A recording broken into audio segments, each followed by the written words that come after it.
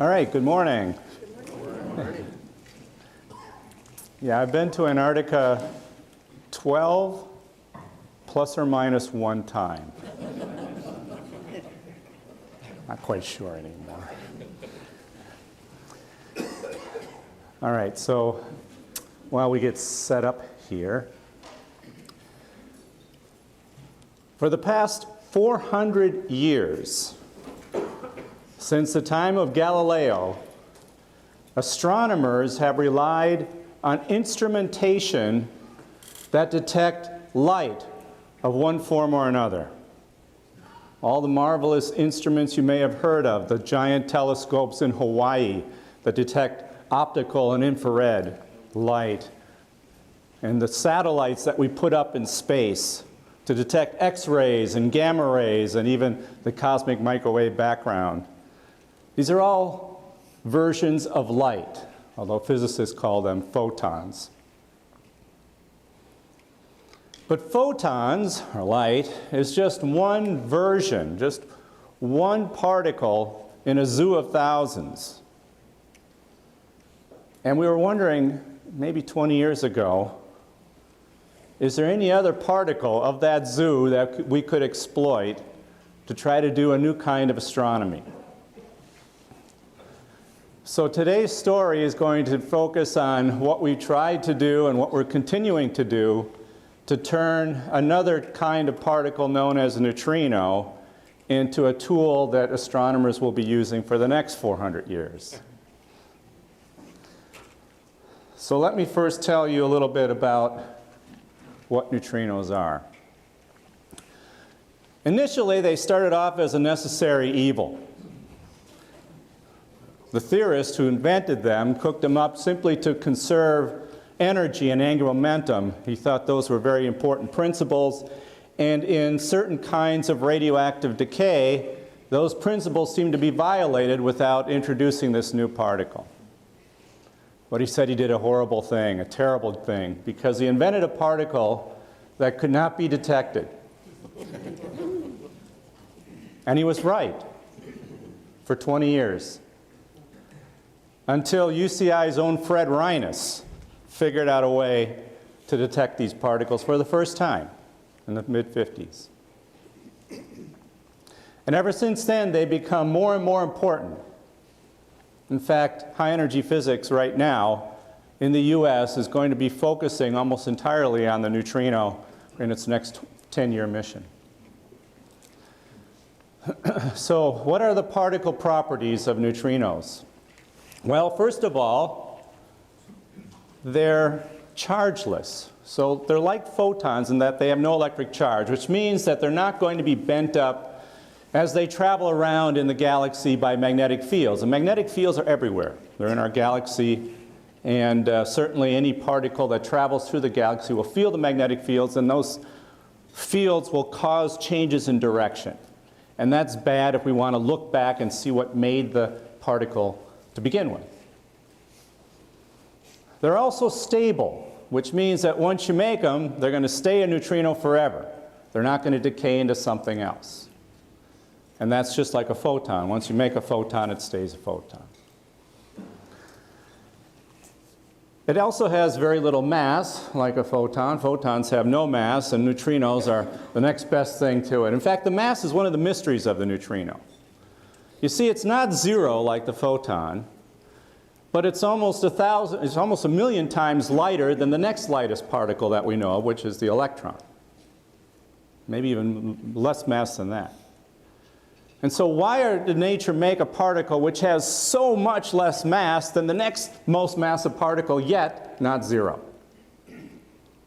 So understanding mass, and that's part of what Frank Wilczek will talk to you about if you come and see him, because he basically was able to understand where most of the mass of the universe comes from, which is these interactions between the quarks.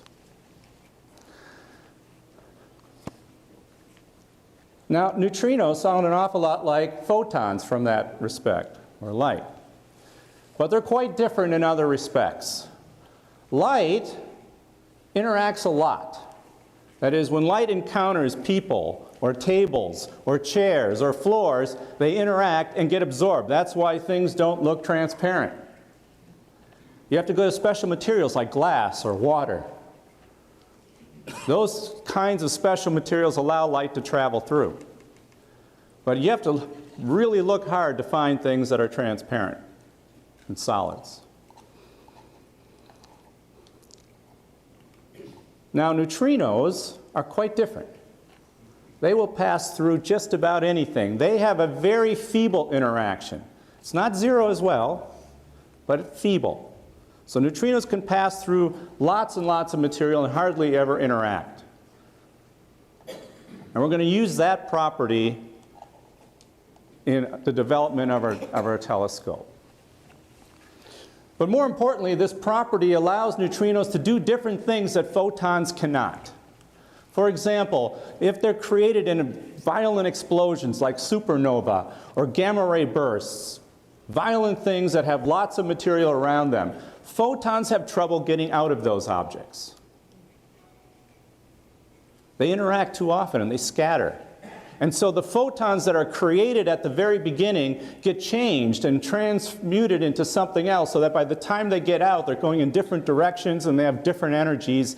And so you have to sort of make models to figure out what happened at the beginning. These sources are opaque to photons. I use the example of the sun. When you look at the sun, and I wouldn't do it, by the way, but if you look at the sun, for any extended period of time, certainly don't. The light that you see is coming from the edge of the sun. It's coming from what we would call the atmosphere, or the photosphere. But that light started off its life at the very center of the sun, at energies 1,000,000 times higher than what you actually see when it finally leaves the surface of the sun. And it takes thousands of years to transfer from the center of the sun to the edge of the sun. Thousands of years. So when you see light, it was born 1,000 years ago. Now, neutrinos are also made in the center of the sun. And they just go right out. So when you look at the sun and neutrinos, you're seeing as it looks right now. Not 10,000 years ago, not 3,000 years ago, but right now. And we can do the same thing with any other source out in the sky. We can see right into the center. We can make an X-ray, as it were, of these violent, dense, shrouded sources that are out there in the sky.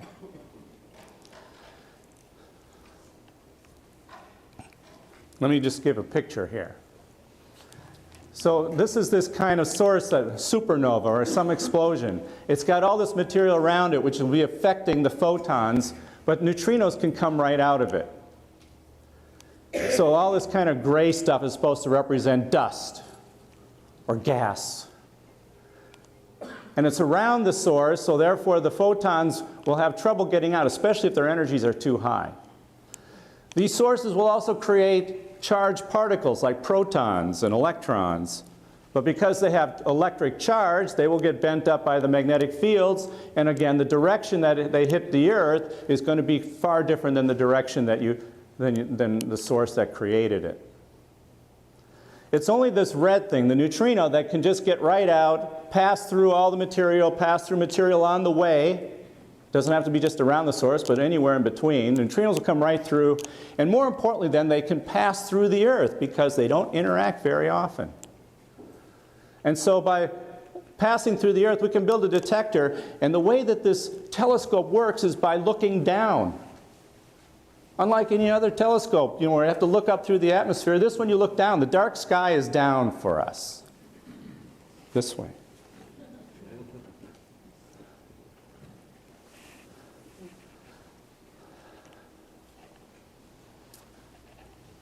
I should say that neutrino astronomy appealed to me. We make these kinds of graphs, and I'm not going to show you too many of these things. But basically, along this axis, it tells you how many neutrinos there are. So the higher up on the axis, the more you got, and the lower on the axis, the fewer you got. And on this axis right here, the X, that tells you the energy. So when you're down on this side, they don't have very much energy, and when you're up here, they have a lot of energy. So you'd like to know how many particles you got at every energy. It's the basic thing you'd like to find out about anything. How many you got at what energy? When we started this in 1997, this plot here had nothing in it. It was blank, except for this little line up there, which was a detector in France that told us there weren't very many neutrinos out there at these energies. Everything up here, we had no idea. So basically this field was wide open. And even this particular result wasn't very interesting to most of our theorist friends because they were saying that you have to get way down to here, much fewer neutrinos before it might become interesting to them, where they think that the numbers might actually be. So this upper limit here was just saying that, well, you don't have a lot of them, but we didn't think there were going to be that many anyway. So we wanted to go find out, build a better detector to find out how to do that. Now, even if you could build such a detector, what are the big questions you'd like to ask? So our story now has to sort of divert a bit, because what we're essentially trying to do is make a connection between high energy particles, and these particles are everywhere. They're called cosmic rays. These cosmic rays are bombarding the Earth all the time, in all directions. Nature has somehow figured out how to make particles that have energies 1,000,000 times higher than the highest energy that we can produce here on Earth in our own man-made accelerators. So the big accelerators at Fermilab and at SLAC up in the Bay Area and over in Europe at CERN. We've invested billions of dollars to make particle accelerators, yet those accelerators cannot come close to achieving the energies that nature has. Now, we don't know how nature does it. We'd like to find out. But the first thing we have to do is figure out what kind of sources make these high energy particles. We don't know that either. And part of the problem was the one I already showed you, that as soon as these high energy particles are made, they start getting bent by magnetic fields. And so when you look at the direction that these particles come in, it's got nothing to do with the source that made them. So we need a different strategy to detect the sources of cosmic rays. And the strategy is to use the neutrino as a surrogate, because a neutrino is produced in collisions by high energy cosmic rays with other stuff, like dust or gas. So when a high energy proton collides with gas, it will produce a pion which decays into a neutrino, and the neutrino is ultimately the thing we're hoping to detect. This third bullet right here is also important for me. And that is another property of this neutrino. In many ways, the neutrino is like a canary in a coal mine. Because it is a very simple particle, as I said, it has no electric charge. It interacts only feebly. It has very little mass. It's a very simple elementary particle to understand. When it does something, it's easy to figure out what it's doing. So not only are these sources producing neutrinos so we can figure out how they're made, it's when they come here and interact with particles here on Earth, we can learn a little bit about particle physics. Because these particles have high energy, and we found that as you go to higher and higher energy, surprises continuously await us in learning the much more fundamental questions of the standard model of how everything interacts with everything else. So we have an opportunity to learn about new physics by studying the neutrino that's made already out in space. Okay, so the strategy then is to look for neutrinos because they're connected to cosmic rays and hopefully identify the sources. And we also will use neutrinos when they interact here on Earth as beams so that we can understand the more fundamental properties at very, very high energies. And for that then, we need to construct a new kind of telescope. So this is a newspaper clip from the Orange County Register from about 20 years ago. That's why it's So yellow. But it does kind of give you this sense of how we go about building such a detector. So this is that same picture that I drew before, only it's a little bit better graphic. This is your mysterious object. See, mysterious object. It's a newspaper after all. It produces a neutrino. This neutrino could then travel through the Earth until it hits Antarctica. Now, why Antarctica? Well, it hits everywhere, but basically Antarctica is where we've decided to build our detector. So in Antarctica, this is what we have. Antarctica is basically a location on the planet where the ice age has never left. The ice sheet in Antarctica covers the size of the US with about 10,000 feet of ice on average. Sometimes, some places it's much thicker than that. 15,000 feet of ice. So this picture here represents all that ice that's sitting below you. And then the ice has another interesting property. Now when it starts off on the surface, it looks like snow that you might find up in the Sierras when you go skiing. Not very transparent. But as you go deeper and deeper, you go about 1,000 meters down or 3,000 feet down. The ice transforms from this kind of snowy-like texture to a very clear, transparent substance. It looks like glass. It's amazing.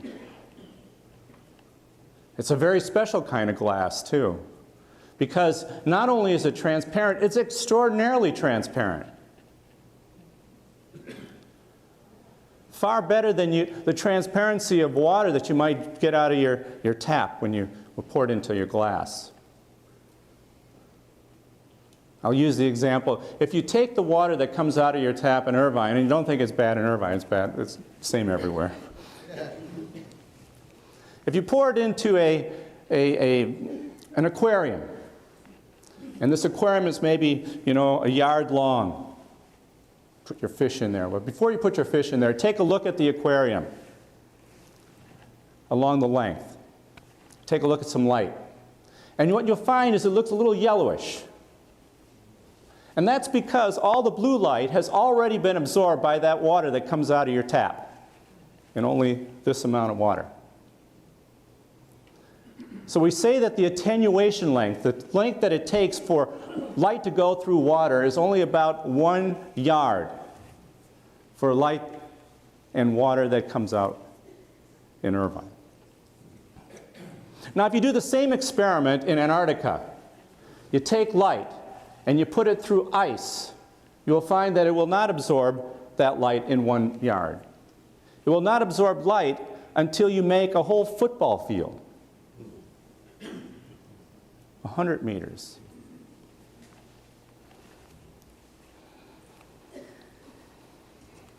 And so that's why we go there, because in this picture, what's going to happen is neutrinos will occasionally interact. That's what that kind of spot there.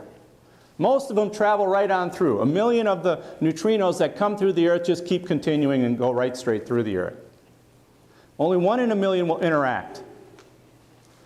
And then it will interact and produce a whole bunch of other particles, a spray, a cascade we call it, a spray of other particles. And these particles are producing ordinary light, photons that you can see with your own eye. Now there's secondary photons produced by that initial interaction, and these photons will then travel to some sensors that we have to put deep under the ice. So we put these special kinds of sensors on strings down into the ice almost a mile. I'll show you how we do that in a second. And then these sensors are very special devices that pick up the light that's produced by that interaction right there. So that's the basic idea. Use the Earth as a filter or a screen. No other particle that we know of can get through. If we see a particle that's coming up at us through the Earth, we know it's a neutrino. No other option.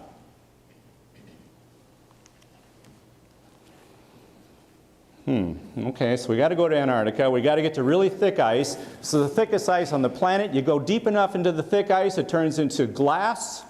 Okay, it turns into bubble-free ice.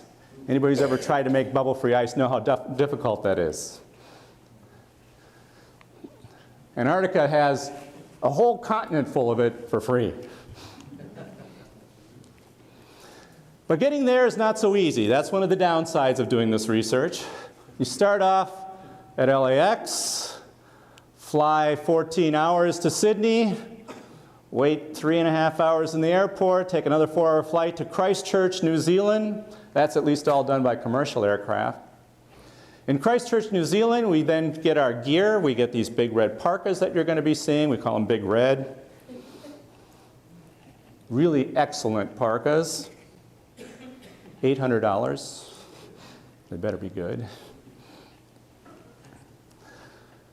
We get all our gear in Christchurch, and then we take a military aircraft down to McMurdo Station, which is sitting right about there on the edge of the continent. So as I said, Antarctica is huge. The size of the US. So we fly down to this point right here, McMurdo Station. It's the largest station in Antarctica. There's about 1,100 people at the height of summer down there, and it feels really crowded. It's like a big fraternity. And then you get trained and go out to where you normally have to go. So the first experiment I'm going to talk about, we built at the South Pole. So then you get on another airplane going from McMurdo to the South Pole, which is 800 miles away. Takes about 4 hours by aircraft. The second experiment that I'll be talking to you about, called Ariana, is much closer. So we go from here only to there. That's about 100 miles away. Ariana sits on this kind of feature right here. Notice this. That's telling you that's where all the thick ice is. 10,000 feet of ice, and it's sitting on land. But when you finally drill down all the way to the bottom of all that ice, you hit ground. And that's true for a large fraction of Antarctica. There are these things right here. See, that one's special, that one's special. There's a few other smaller ones here or there. Those are known as ice shelves. And so those are like giant icebergs. They don't have land underneath. They have water underneath. And it's going to turn out that that property is going to be very special for us as well, and why we decided to put our next detector, Ariana, on this kind of structure, the Ross Ice Shelf, rather than at the South Pole.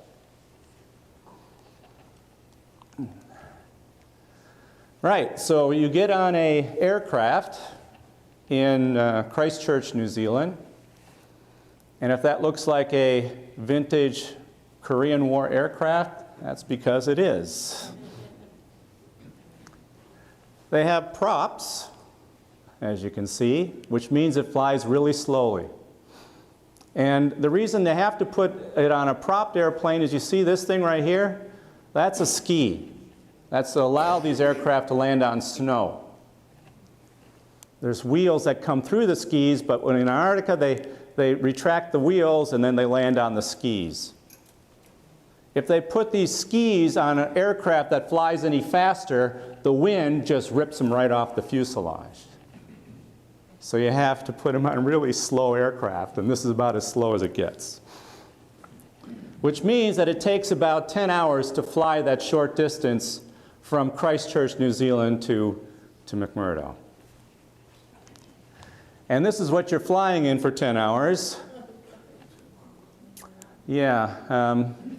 You get strung up on these kind of webbed seats for 10 hours in these parkas, and you get to fly down there with your vegetables and toilet paper and whatever else you need to survive down in there. They also bring these large helicopters, and this is good because this is part of what I need to go from one place to another. Again, strung out in some line. What you can't get from pictures is how loud these aircraft are. You have to wear earplugs, and even then you can't hear anything.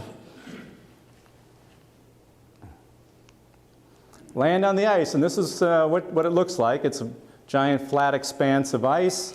Although at McMurdo you do have features. You have mountains and things, so it's quite pretty when you get off there. And you're at sea level, so it's not so bad. And when we're flying, it's summer down there, which means it's about 10 Fahrenheit.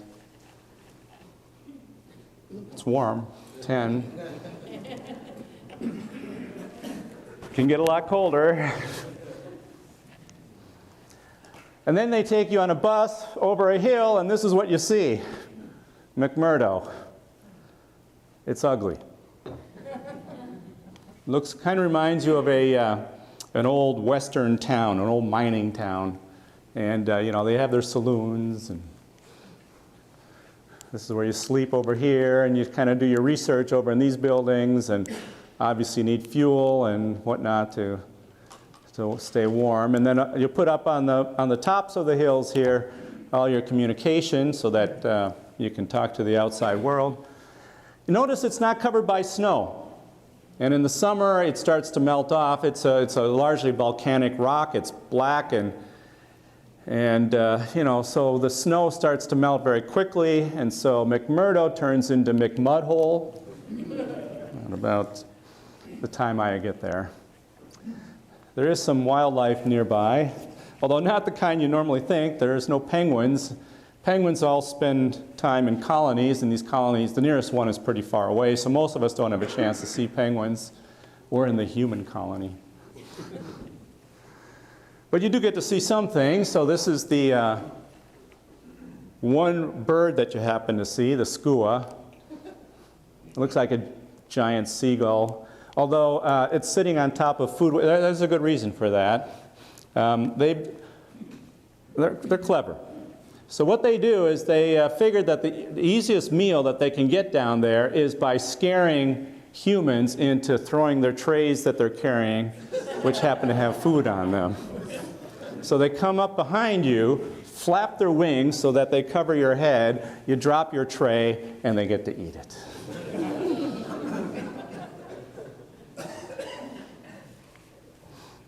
Not so dumb. Humans have adapted by covering their food, and apparently the skuas don't know if they have it then, so we're learning as well. The other thing that you see quite a bit of are these very large seals called Weddell Seal. They're about 1,000 pounds. They climb up on the snow. You can see there's nothing around. I don't even know how they get there. There's no holes in the ice there. But they somehow get there, and they lay there for the next 2 months, doing virtually nothing, except feeding their pups.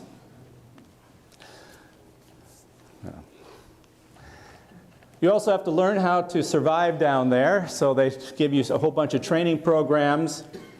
One of the training programs is they take you out into the field and make you set up tents, and you have to learn how to cook for yourself, which in this case is boiling water. I thought even I could handle that. Turns out not so easy to do when it's minus 10 C outside. And you don't have a very big stove. That's it. So you're trying to cook, boil some water. It turns out that you just can't take snow and put it in a pot and hope it melts. What you'll end up with is burnt tasting water. Horrible. So it turns out you need to start with water to make water. So it's very important for us always to bring a starter kit where you have a little bit of water, maybe a couple of gallons, pour it in the pot, and then you can put snow in there and melt it. This whole process takes a couple of hours, by the way. It takes a long time to heat up water to boiling in that little stove. All right, so then once you're trained up, they put you on another airplane. In our first project, we went down to the South Pole after that 4-hour plane flight, and we have to decide to make our detector at that point.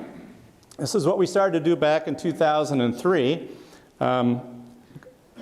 This here is our drilling tower, and we basically have a device that can drill down. And what we bought was a series of hot water heaters that people would get for car washes.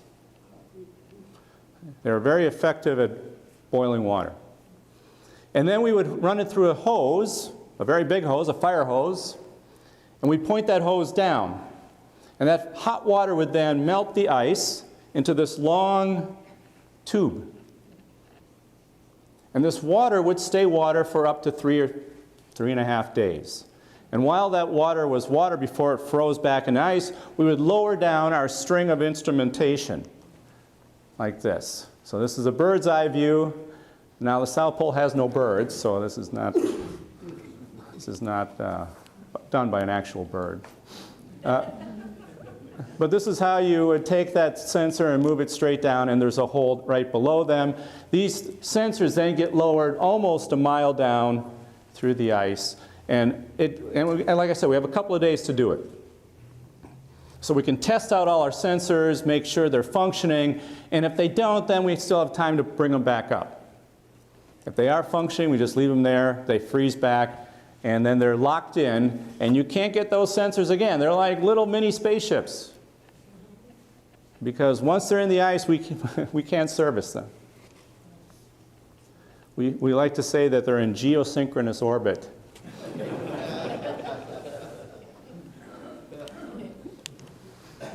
So you start off with your instrumentation. This is circa 1990, state-of-the-art electronics. It looks pretty good until you start wiring it up. Then it looks like a mess. Look at that. That was my job. Figure out all those cables. And then we had to take all the information and transport it into a computer. This is our brand new Macintosh, which had this great feature of making graphics. And so all these dots and balls here represent the information gathered by those strings of sensors that we lowered down. We would stare at these things for hours. Different colors and patterns. And this is what we were looking for. This is what we were trying to see. So I mentioned that neutrinos will interact and do something once they hit the ice. Not very often, but every now and then. And what they can do is the following. They can produce a relatively long-range particle known as a muon. It produces a series of patterns in our detector that looks like this. It's the earliest light start off low, the latest light starts off, goes to there. And so this is color-coded from early to late. And you can see that this is near the center of the Earth, and this is up near the surface. So if anything that goes in that direction came from the middle of the Earth. And so just by looking at the time, or in this case the color, and make sure that the red's down here and the blue's up there, you all could be neutrino astronomers. Now this is one version of what we might see. Another version of what we might see looks like a big blob, a big spherical blob. This is coming from a different kind of neutrino known as an electron neutrino, and it produces a big blob, circular blob of light. And then there's a third kind of neutrino known as a tau neutrino, and it would produce two blobs separated by a distance of maybe 100 yards. So we're looking for those kinds of patterns. So that's another reason why I like neutrinos. They're a lot like light, as I mentioned, but in some ways they're better. You get three versions of neutrinos, whereas light only comes in one version at any given energy. Here we got three. So it's almost like you can make a color movie with every energy that you detect.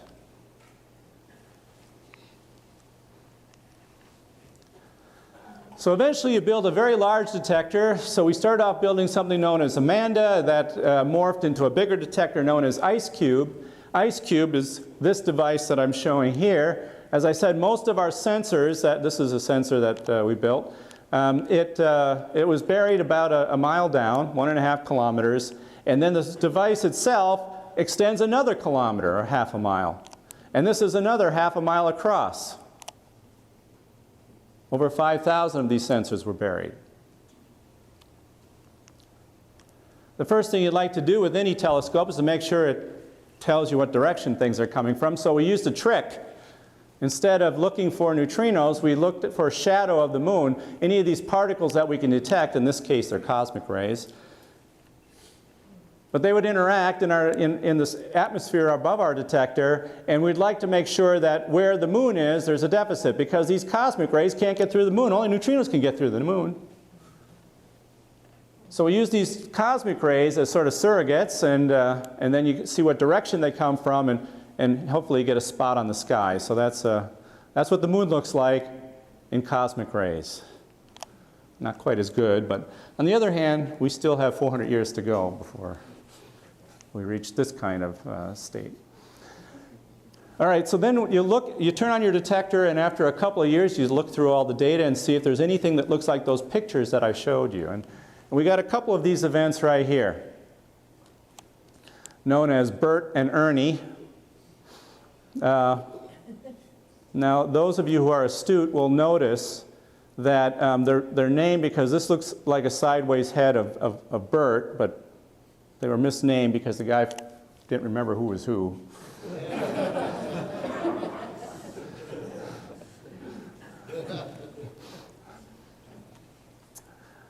Now take a look at this event. That means that light started off in the middle and traveled, this is almost 5 football fields across, 500 meters, traveling through ice for 500 meters.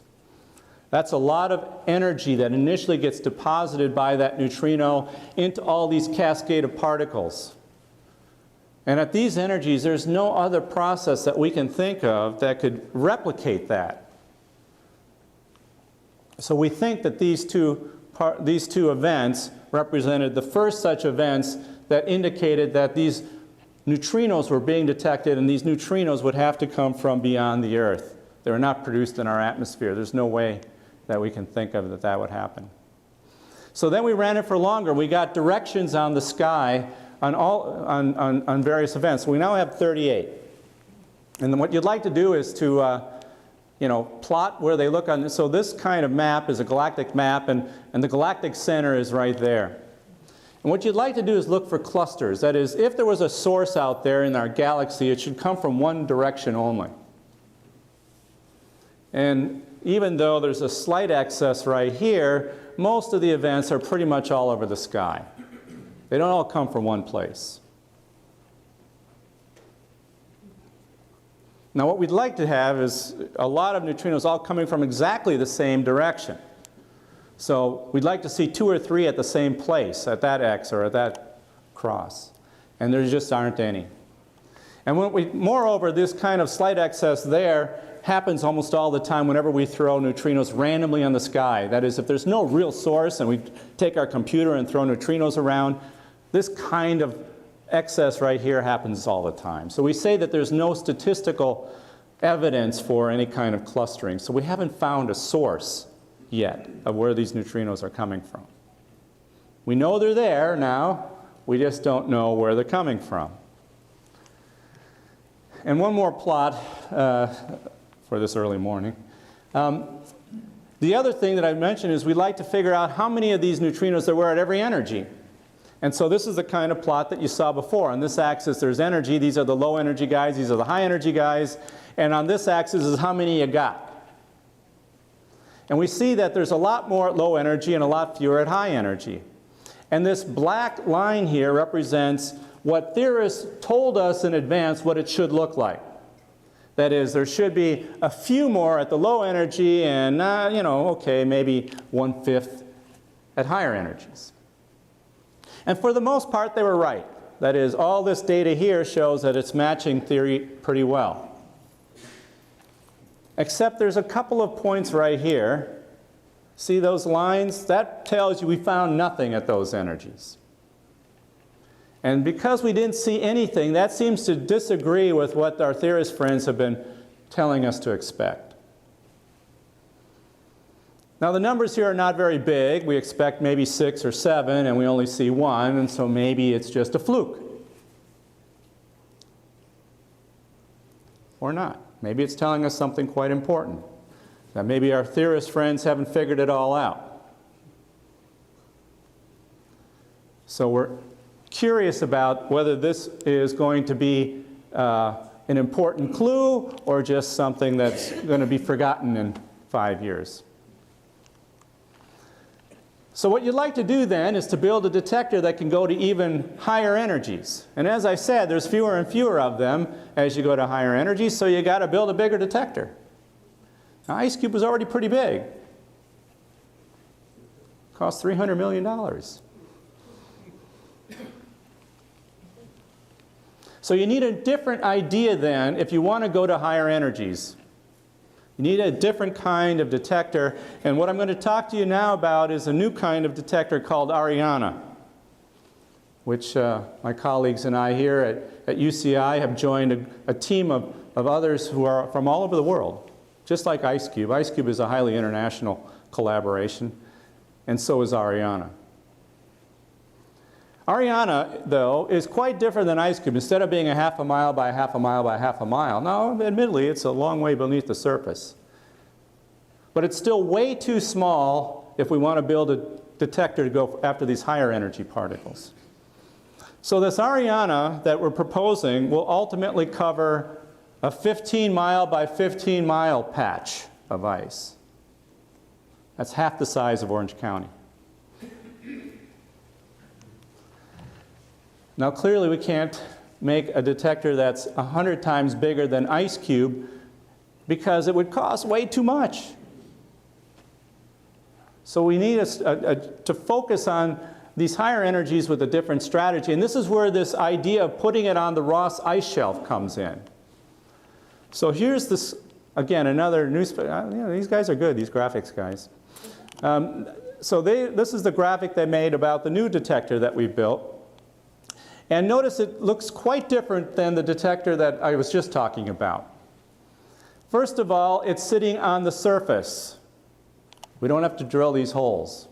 It takes a long time, a lot of energy, and it's quite expensive. This we just put on the surface. This schematically tells you that these stations are arranged in periodic matrices, lattices. And the separation between this one and that one is about 1 kilometer or half a mile. That is, instead of these strings being separated by 100 meters or 1 football field like they were in IceCube, we can now reduce the density so that they're now only every kilometer. And that's because we're not detecting light anymore. We're detecting a different thing.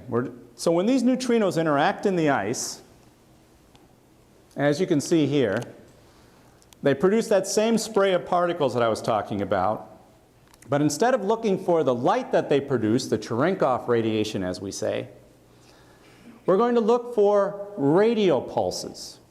And it turns out that radio becomes a dominant type of emission when the energies of the neutrinos go up. It's just like with ordinary telescopes.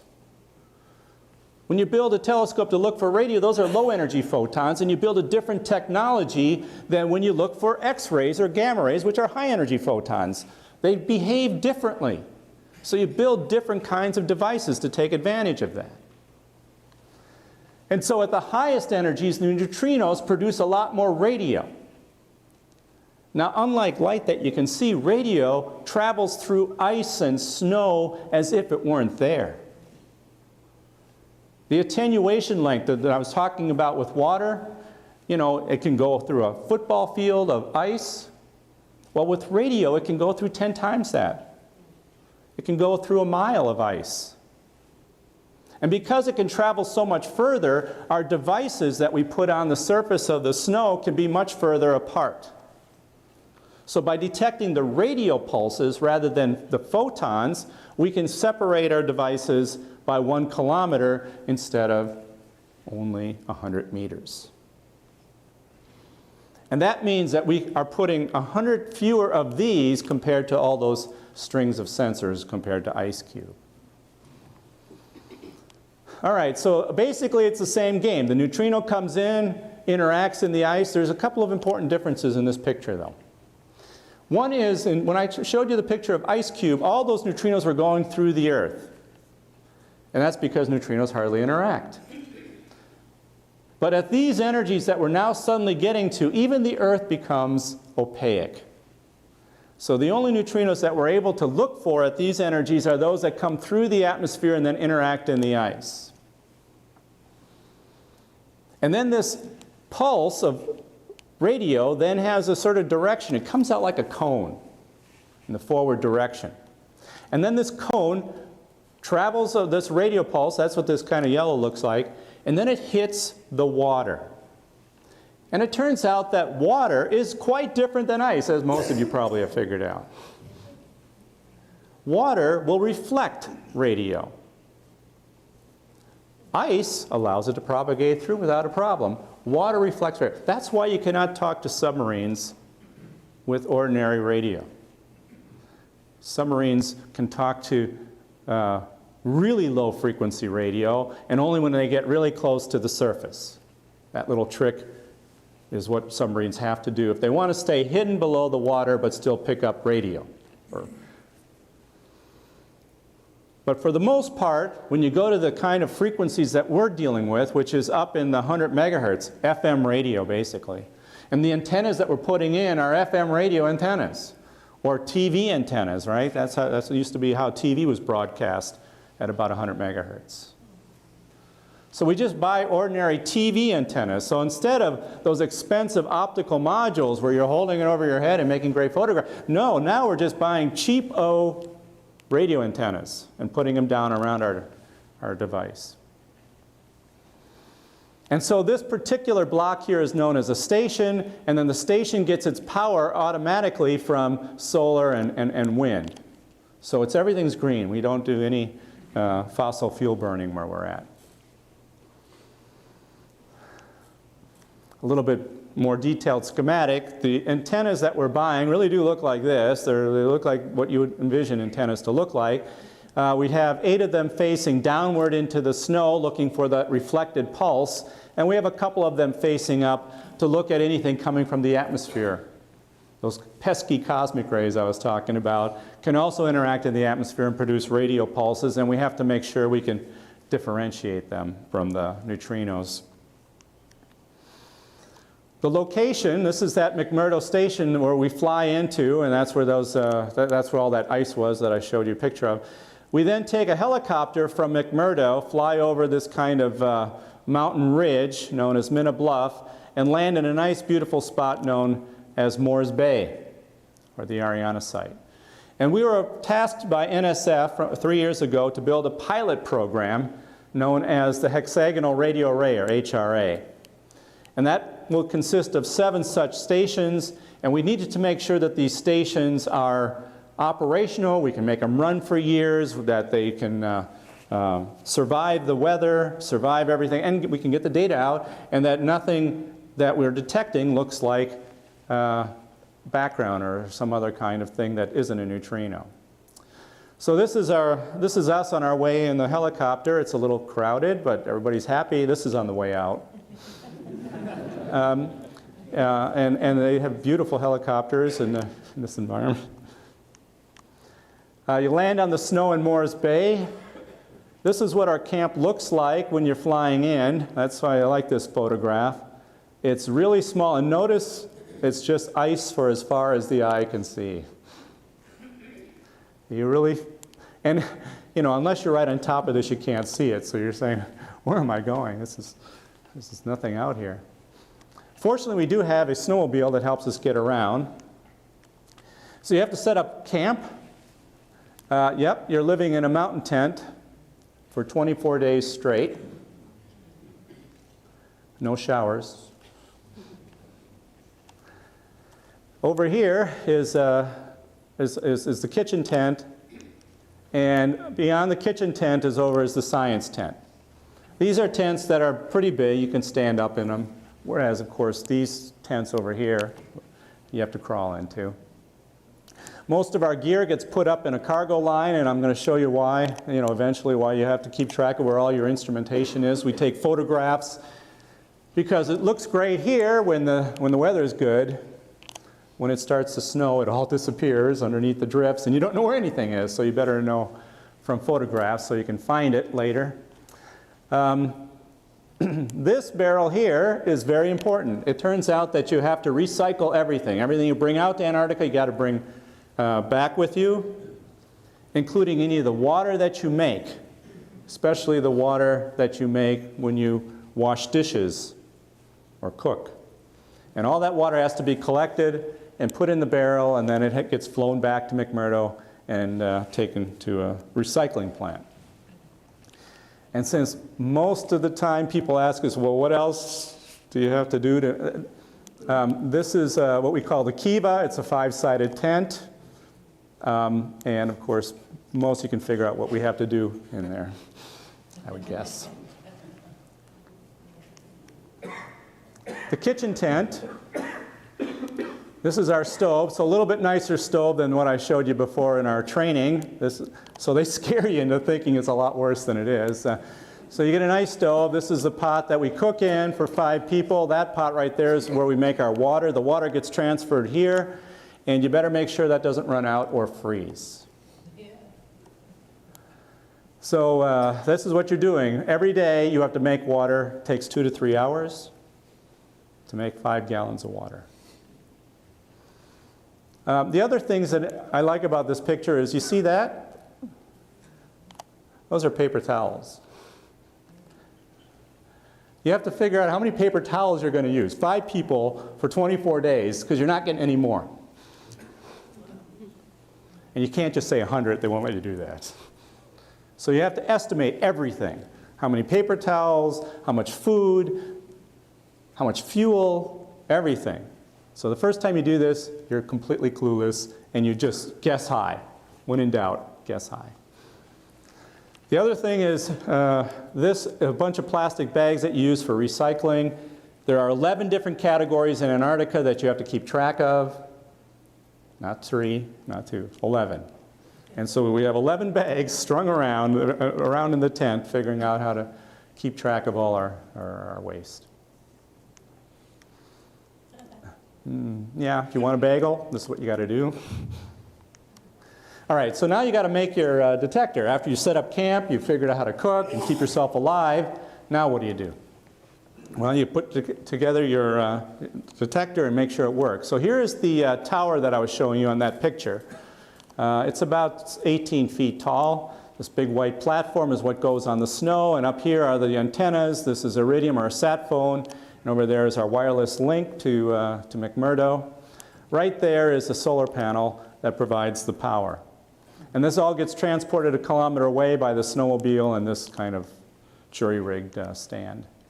You get out on the site and you have to dig. And I grew up in Wisconsin, so I kind of know what this is all about, but a lot of the people that come with me are from California. They have no idea. That's a lot of work to dig snow. And you have to do this for those 4 holes that I was talking about to put the antennas in. So this is what it's like right here. And then, of course, you have to set up the tower. This is the 4 of us putting the tower up, making sure it doesn't blow down. Even though it looks nice, this was quite a windy day, and of course that's quite a wind sail, and so you have to make sure that it doesn't blow over on you and smash on the ground. Yeah. And then when you're done, this is what it looks like. Wind, solar panels, cables down to your instrumentation. This is what our box looks like.